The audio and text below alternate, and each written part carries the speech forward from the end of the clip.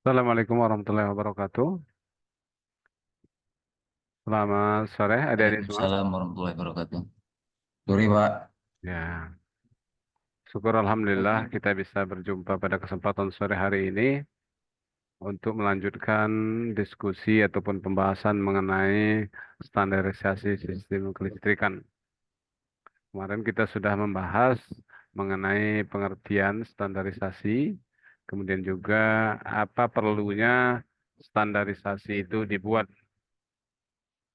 Untuk hari ini saya akan bahas salah satu standar yang kita perlu ketahui dalam dunia kelistrikan dan yang paling umum eh, bagi masyarakat adalah mengenai instalasi listrik rumah tangga. Karena mungkin kebanyakan dari kita adalah merupakan konsumsi listrik yang merupakan konsumsi golongan rumah tangga. Jadi ada pengertian menurut Rida Ismu bahwa instalasi penerangan adalah instalasi listrik yang memberikan tenaga listrik untuk keperluan penerangan lampu dan alat-alat rumah tangga. Karena ini pengertian tahun 79 mungkin masih eh, cakupannya adalah lebih ke sistem penerangan. Memang dulunya bahwa listrik itu adalah digunakan untuk sistem penerangan. Kemudian nanti berkembang ya untuk eh, pemanas, kemudian juga pendingin atau refrigerator, kemudian juga penggerak pompa, dan juga air conditioner, dan peralatan-peralatan elektronika. Jadi yang semuanya ini sekarang membutuhkan tenaga listrik. Kemudian menurut Puil, nah ini Puilnya Puil lama ya. Sampai sekarang Puil udah sampai 2011. Bahwa instalasi rumah atau domestik adalah instalasi listrik dengan tegangan ke bumi 300 eh, volt untuk rumah tinggal. Sorry, ini pengertian lama yang dikutip bahwa apa ini ya, tegangan itu 220 volt, 220 volt ya. Kemudian biasanya dipergunakan untuk rumah tinggal, toko, kantor, hotel juga. Artinya penggunaan yang dimanfaatkan itu adalah tegangan 220 volt. Walaupun nanti kalau udah macam hotel ataupun kantor biasanya mereka punya trafo sendiri yang tegangan masuk ke kubikel mereka itu bisa sampai 20 kV. Langsung mencantol dari yang 20 kV. Eh, jadi dalam instalasi listrik ada alat-alat yang terpasang itu dibatasi oleh namanya bargainser antara yang punyanya PLN atau haknya PLN dengan pemilik atau pelanggan. Kalau batasnya itu biasanya di meteran listrik dan itu harus ada terpasang. Walaupun kadang-kadang ada pelanggan namanya apa ya multiguna, pelanggan multiguna yang mereka menggunakan listrik tapi tidak memiliki meteran. Nah, tapi mungkin kalau sekarang ini sudah wajib memiliki meteran. Jadi kalau orang mau menyambung ke listrik walaupun sifatnya sementara harus melalui meteran supaya bisa dicatat sehingga tidak terjadi pelanggaran-pelanggaran. Sekarang kan banyak orang yang memasang eh, atau mengambil arus listrik dari PLN tetapi secara tidak resmi dan mereka pun menggunakannya tidak sesuai dengan standar. baik itu sistem proteksinya ataupun cara eh, menghubungkannya ke jaringan PLN. Jadi Bergainsar dalam sistem instalasi itu adalah membatasi daya yang digunakan oleh pelanggan sesuai dengan kontrak pemasangan. Misalnya kalau kita 900 PA atau 2200, jadi artinya kalau 900 PA dibagi 220 sekitar 4 ampere. 4 ampere pembatas dayanya atau katakanlah pembatas arus sebenarnya. Dengan membatasi arus sama juga dengan membatasi daya. Karena daya itu adalah V kali I cos pi. Maka ketika kita membatasi arus dengan tegangan yang tetap disuplai oleh PLN, maka itu artinya kita membatasi daya. Kemudian mencatat daya yang digunakan oleh konsumen. Jadi harus ada meterannya yang fungsinya adalah untuk mencatat daya yang digunakan oleh konsumen supaya apa yang digunakan oleh konsumen itu betul-betul tercatat secara jelas dan bisa dipertanggungjawabkan. Kemudian di situ juga ada pemutus dayanya, yaitu tadi yang membatasi daya adalah pemutus daya. Juga bisa berfungsi memutuskan daya arus hubung singkat, ataupun kelebihan arus. Nah, ini semua bisa menjadi standar bagi instalasi listrik. Tidak boleh kita memasang instalasi listrik tanpa ada pemutus dayanya. Nah, karena ini akan sangat berbahaya yang akan membuat bisa terjadi kebakaran. Karena apa? Karena ketika terjadi arus lebih atau arus hubung singkat, tidak ada pengaman yang bisa memutuskannya. Nah, ibarat kalau kita punya keran air, keran air terus masuk ke rumah kita tanpa ada air terus masuk ke rumah kita tanpa ada kerannya, maka akan bisa membanjiri rumah tersebut. Begitu juga dengan listrik, standarnya harus ada pemutus daya. Kemudian pemutus daya itu biasanya terbuat dari skring yang apabila terjadi kelebihan arus dia akan putus. Tetapi kalau terjadi hubung singkat, maka yang ini akan trip adalah MCB-nya. Jadi itu perbedaan antara MCB dengan skring. Nah, tapi sekarang sudah banyak eh, rumah sudah tidak memakai skring lagi, tapi semuanya sudah menggunakan MCB. Karena dianggap MCB lebih presisi. Nah, artinya kalau terjadi hubung singkat, pasti akan dia putus, atau lebih arus pun dia juga akan membuka. Nah, tapi kalau skring, ketika terjadi kelebihan arus, dia akan panas. Panas itulah yang akan membuat dia putus. Dan ketika sudah putus, maka dia tidak bisa dipergunakan lagi. Nah, ini yang kerugiannya. Kemudian di eh, Bargainster itu sendiri terdiri dari 3 kabel, yaitu fasa, netral, dan ground. Nah, kadang-kadang ground ini ya yang jarang dipasang oleh pihak utility atau penyedia tenaga listrik. Nah, pada saat ini ground ini rata-rata tidak dipasang.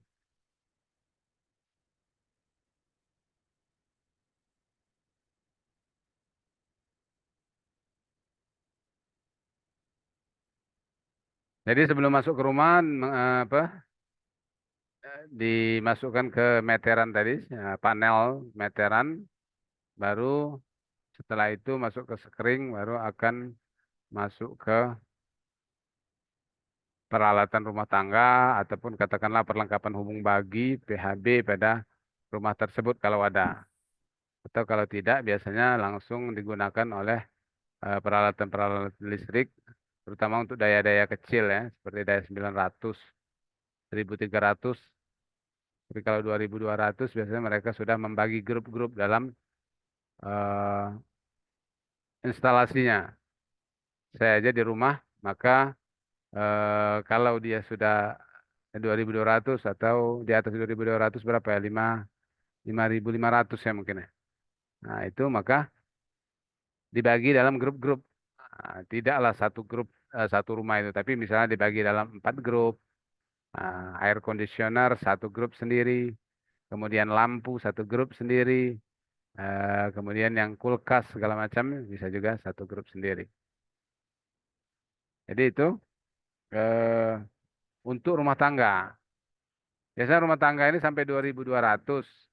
Kalau untuk rumah tangga kecil, saat ini kalau rumah tangga yang besar mungkin sudah ada yang di atas 2.200 ya.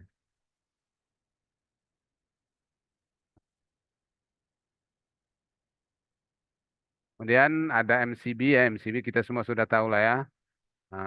Fungsinya adalah sebagai pengaman. Jadi di MCB itu sebenarnya sama juga dengan sekering tadi, mirip dia dengan sekering.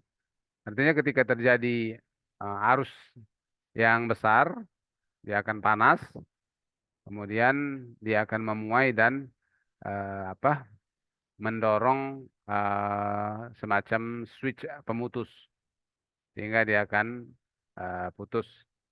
Ini untuk MCB yang di rumah-rumah ya, miniatur circuit breaker. Kalau untuk yang besar itu berbeda lagi dia. Jadi namanya ada UVT-nya di circuit breakernya itu ada UVT.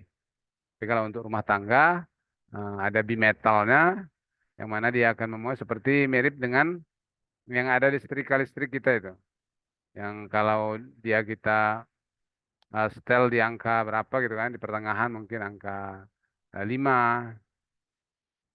atau angka 3 ya, yang pertengahan, maka ketika panasnya sudah naik dia akan putus sendiri ya. Mirip seperti itulah daripada circuit breaker itu. Kalau fungsinya ya memutus hubungan listrik secara otomatis apabila ada arus atau beban lebih melebihi kapasitas settingan atau nominal dari MCB tersebut. Ini tujuannya adalah membatasi, jangan sampai eh, nilai daya langganan dia itu jangan sampai terlewati. Kalau kurang dari langganan nggak masalah, tapi terlewati nggak boleh. Kenapa? Karena memang ketika kita eh, nyambungkan listrik dengan PLN, itu sebenarnya satu kontrak perjanjian bahwa kita akan membeli sebesar 900 volt ampere. Itu adalah daya daya maksimalnya 900 volt ampere. Makanya kalau lebih dari itu, maka dia akan diputuskan. Artinya sudah keluar daripada kontrak pembelian tenaga listriknya. Tapi kalau kurang dari itu, maka itu tetap dibolehkan. Kemudian ada peralatan listrik, instalasi listrik rumah tangga. Eh,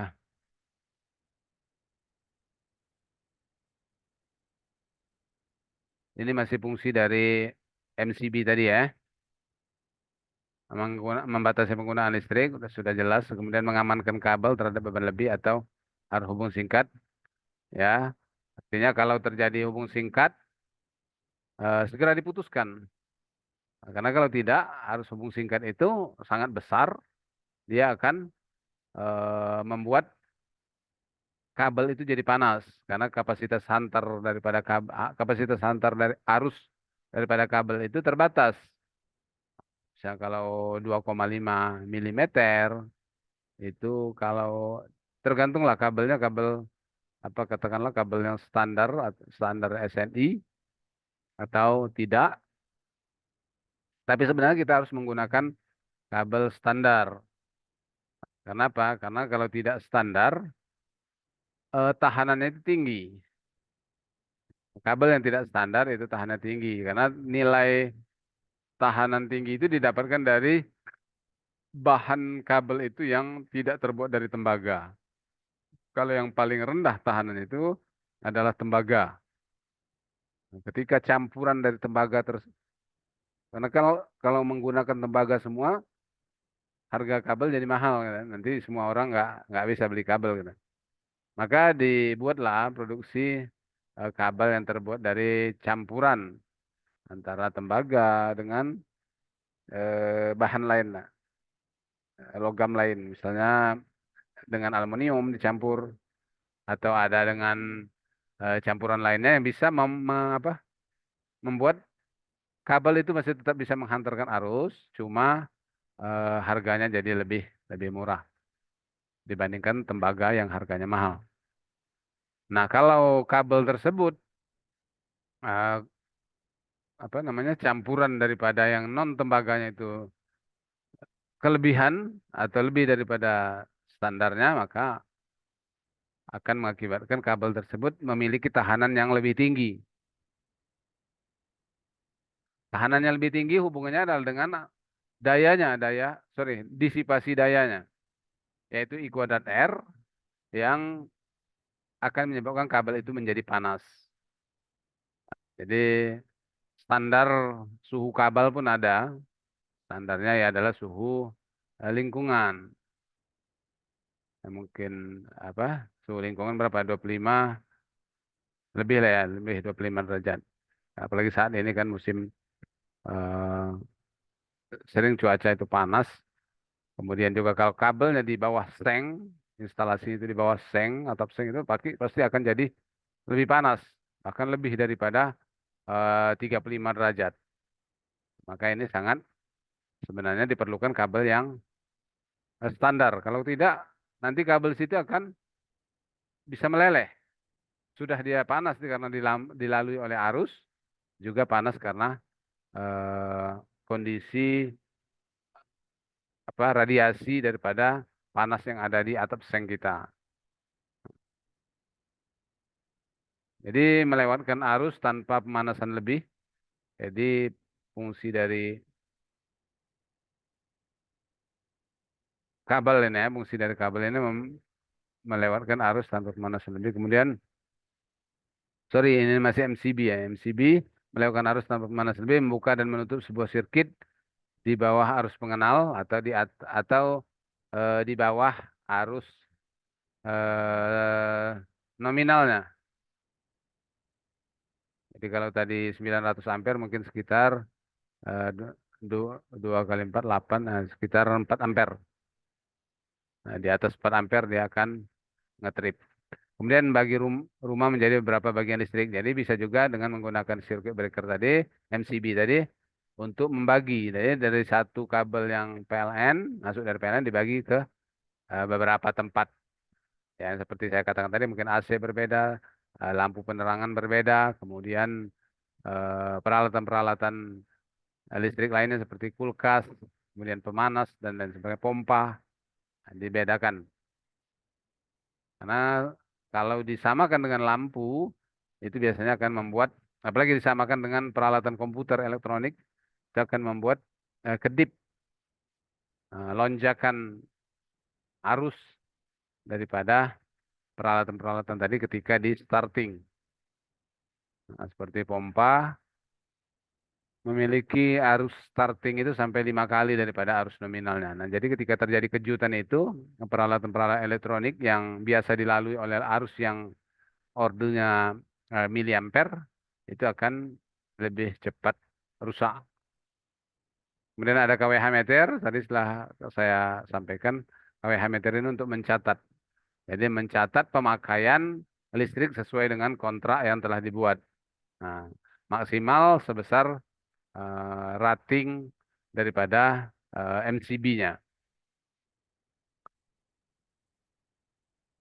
Jadi nggak masalah kalau seandainya kita menggunakan listrik itu, misalnya tadi kan 900 PA. Kemudian kita gunakan 800 secara terus-menerus nggak masalah karena masih di bawah daripada kontrak pemakaian tenaga listrik kita. Fungsi KWH ya pertama adalah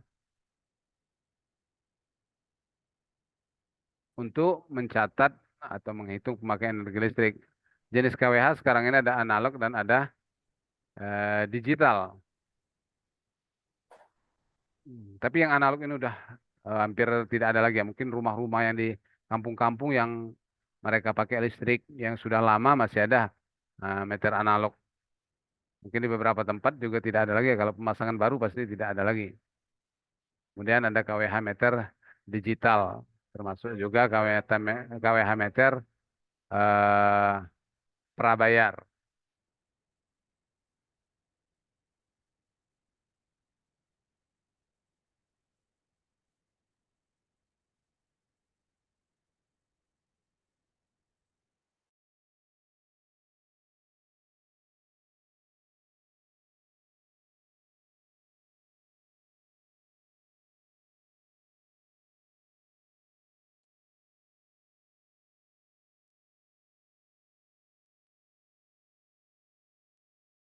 Kemudian peralatan instalasi listrik rumah tangga, ada steker atau colokan listrik, kemudian ada spin control, ada skring. Nah, ini yang paling utama sebenarnya. Steker yang paling utama pada zaman sekarang ini. Karena orang akan eh,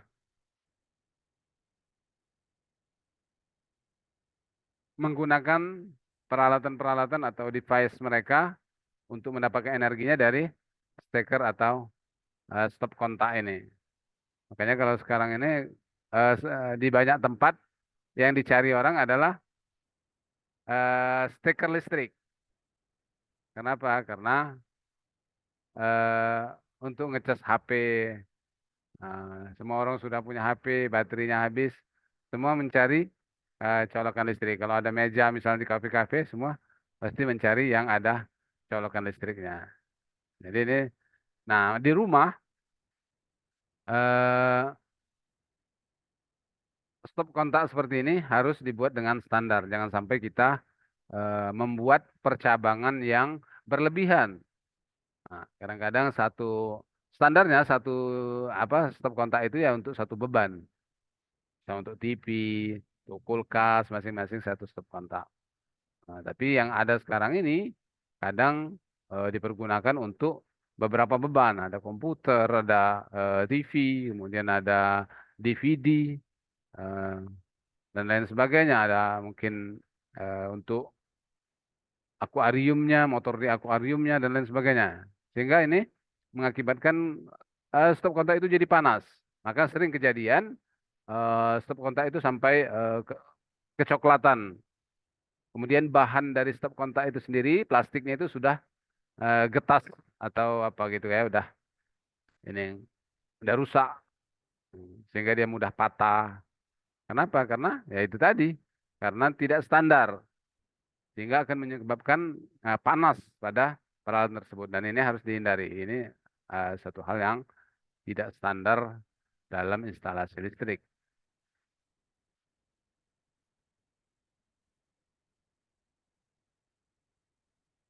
Nah, spin control ini udah jarang dipergunakan ya. Apa meteran yang menggunakan eh, piringan. Nah, mungkin hampir tidak ada lagi. Biasanya ini sering diakali dulu kan. Kalau masa-masa dulu kami apa masih mahasiswa sering apa disuruh untuk mengakali ini meteran yang berputar ini. Kalau sekarang meteran sekarang udah agak sulit diakali. Kalau dulu masih eh, sering mahasiswa itu membuat alat-alat yang dipergunakan untuk memperlambat putaran daripada meteran itu gitu kan.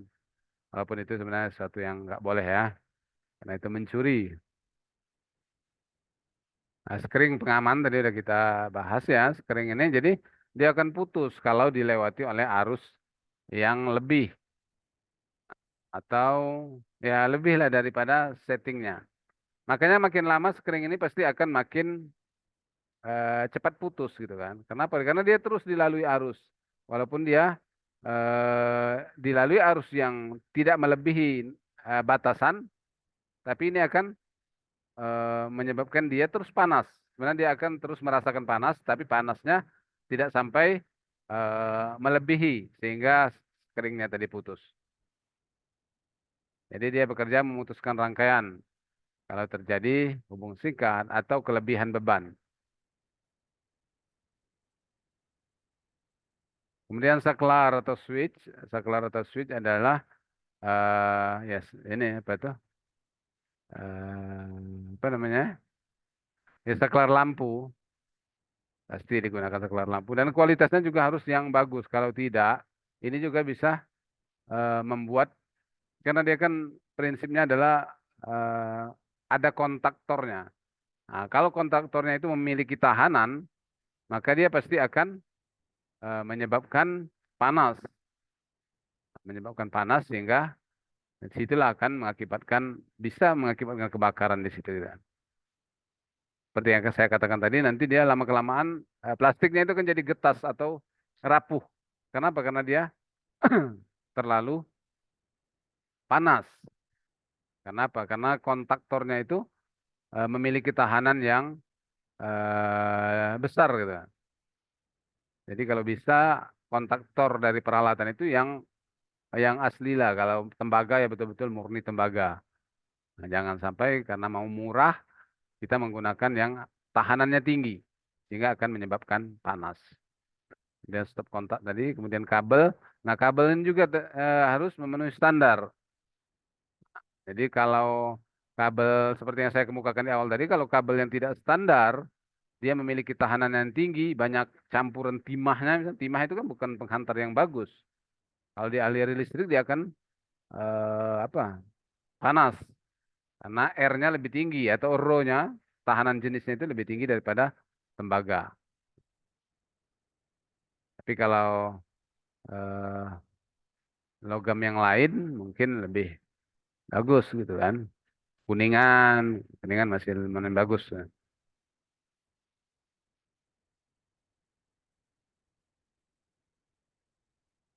Kemudian kalau kita beranjak ke industri, industri ini eh, lebih apa ya? Sebenarnya sama standarnya dengan rumah. Artinya peralatan tersebut harus aman. Kemudian, tetapi kalau untuk industri pasti dia ketika dia dipergunakan untuk eh, mesin-mesin yang memproduksi eh,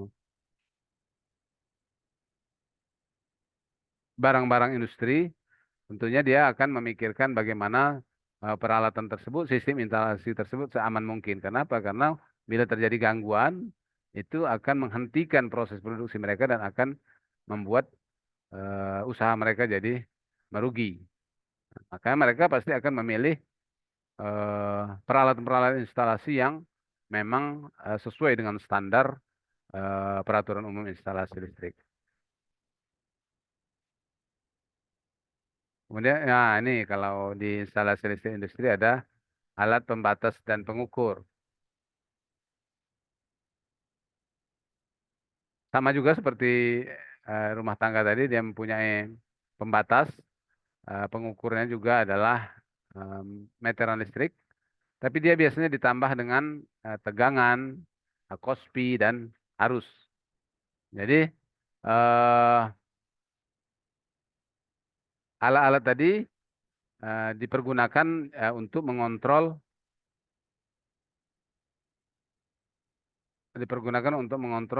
tegangan, arus, karena industri ini lebih spesifik dia, karena dia menggunakan peralatan-peralatan yang tegangannya harus sesuai standar. Jadi mereka diberikan alat pengukur. Kalau kita kan di rumah kan enggak, meterannya meteran biasa. Cuma untuk mengukur daya. Tapi kalau di yang industri pasti dia punya pengukur tegangan, arus dan frekuensi dan juga KOSPI. Karena di industri itu juga eh, banyak peralatan-peralatan yang mempunyai beban induktif dan kapasitif. Nah, berbeda dengan di rumah tangga, itu dianggap ya beban induktifnya juga kecil, beban kapasitifnya juga kecil, sehingga rumah tangga itu tidak diwajibkan untuk memiliki apa namanya kapasitor bank. Tapi kalau industri diwajibkan untuk memiliki kapasitor bank, karena beban-beban mereka itu banyak beban-beban induktif dan kapasitif yang nanti akan mempengaruhi jaringan listriknya PLN. Nah, karena mereka, nah, karena beban-bebannya menarik arus induktif, kemudian juga arus kapasitif. Nanti di jaringan juga akan eh, arusnya bersifat induktif atau kapasitif. Misalnya kospinya nanti jadi rendah, maka di situ ada pencatat kospinya. Nanti orang PLN akan melihat gitu kan, kospi dari industri ini seberapa besar. Kalau dia sudah melebihi, bisa-bisa kita kena kena penalti. Nah, artinya makanya diperlukan kapasitor bank yang berfungsi untuk menjaga daya aktif itu daya reaktifnya sekecil mungkin. Karena daya pada industri itu rata-rata adalah daya reaktif. Terutama kalau pabrik ya yang memiliki motor yang banyak gulungan. Gulungan itu kan sifatnya induktif. Makanya dia mewajibkan untuk memiliki kapasitor bank yang fungsinya adalah untuk menetralkan beban induktif tadi sehingga dia bisa menjadi kapasitif.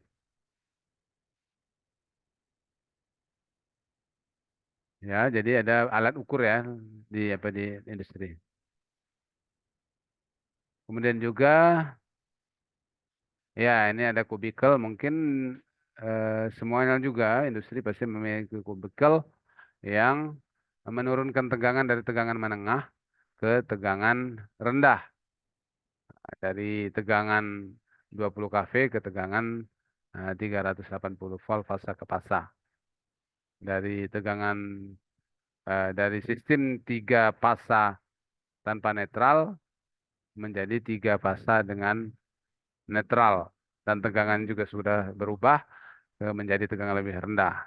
Jadi ini tapi ada juga industri yang menggunakan tegangan tidak sampai tegangan rendah 380 tapi di atasnya. Nah, terutama mereka untuk mensuplai motor-motor mereka yang mempunyai tegangan yang lebih tinggi. Tidak 220 pasa netralnya atau pasa ke pasa 360, tapi memiliki tegangan yang lebih tinggi. Biasanya untuk motor-motor yang lebih besar. Kabelnya juga tentunya memiliki standar yang berbeda. Lebih baik daripada yang dipakai di rumah tangga.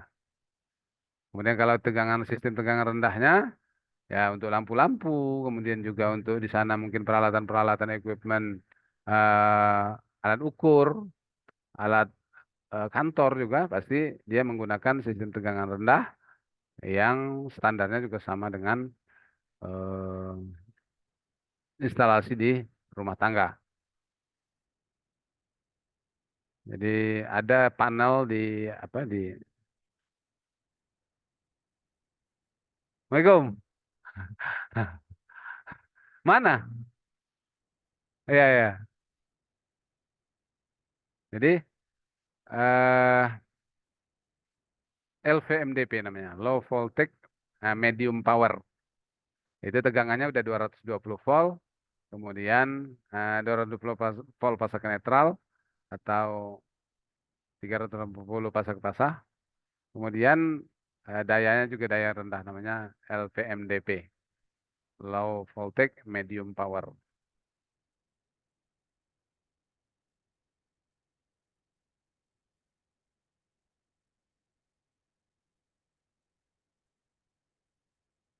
PHB perlengkapan hubung bagi, perlengkapan panel hubung bagi dipasang eh, minimal tiap lantai lah kalau ada yang lantai. Tapi kalau ini tiap ruangan harus ada karena di dalam industri itu di ruangan-ruangan itu biasanya mereka punya mesin-mesin yang setiap mesin itu bisa dilayani oleh satu MCB tersendiri.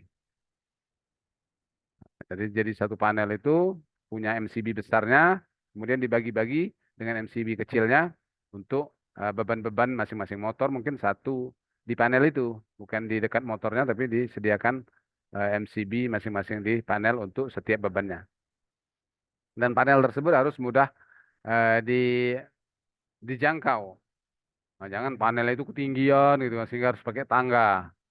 Nah, insya Allah kalau di pabrik-pabrik kan nggak ada anak-anak kecil yang bakal menggapai panel-panel itu. sehingga boleh dipasang lebih rendah dia. Kemudian juga tidak boleh dipasang tempat yang lembab. Nah, misalnya di dekat percikan-percikan cucuran air, nah, itu kan membuat dia lembab, bisa mudah rusak dan juga bisa resiko kontak kepada orang yang ada di situ.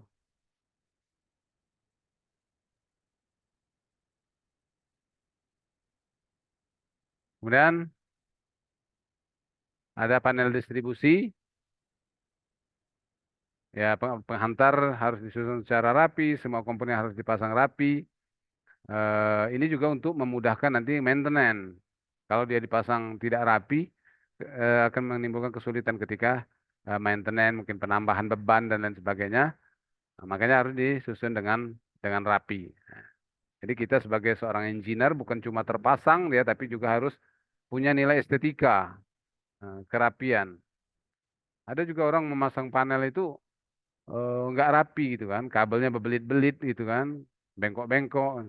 Nah, kita harus menggunakan estetika, yaitu peralatan-peralatan daripada listrik yang kita pasang itu punya estetika yang bagus, rapi, sehingga ada juga kemudahannya itu kita mudah untuk melakukan maintenance terhadap peralatan-peralatan yang ada instalasi listrik di industri tersebut. Biasanya kalau industri itu lebih rapi lah. Nah, yang jadi masalah ini biasanya apa sistem instalasi untuk rumah tangga. Nah, rumah tangga karena mungkin dikerjakan oleh eh, orang-orang yang tidak profesional atau ya mungkin tenaga-tenaga yang amatiran kadang ya tergantung juga. Bisa pemasangannya rapi dan sesuai standar, bisa juga ya asal terpasang aja menggunakan kabel yang tidak standar. Nah, ini sebenarnya sangat membahayakan. Oke, adik-adik, itu sekedar gambaran mengenai standar-standar dalam instalasi listrik. Masih banyak lagi sebenarnya standar-standar yang tidak kita ceritakan di sini. Adik-adik silakan membaca untuk standar eh, pemasangan instalasi listrik, terutama menurut peraturan umum instalasi listrik yang ada di Indonesia. Oke,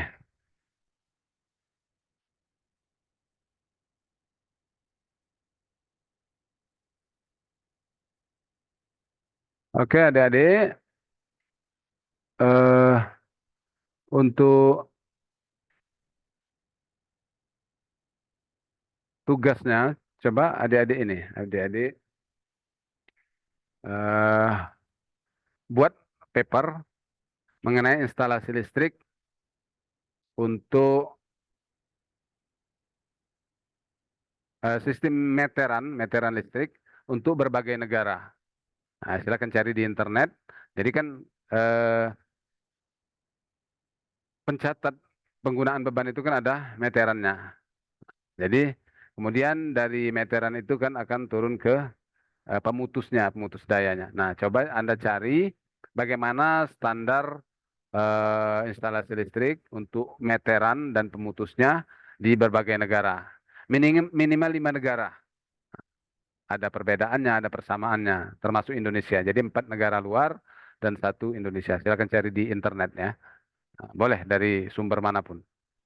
Asalkan nanti dicantumkan sumbernya. Jadi ada judul, kemudian pendahuluan, dah langsung pembahasan mengenai tadi. Oke ya, dikumpul nanti di Google Classroom. Google Classroom-nya belum saya share ya, ada Google Classroom.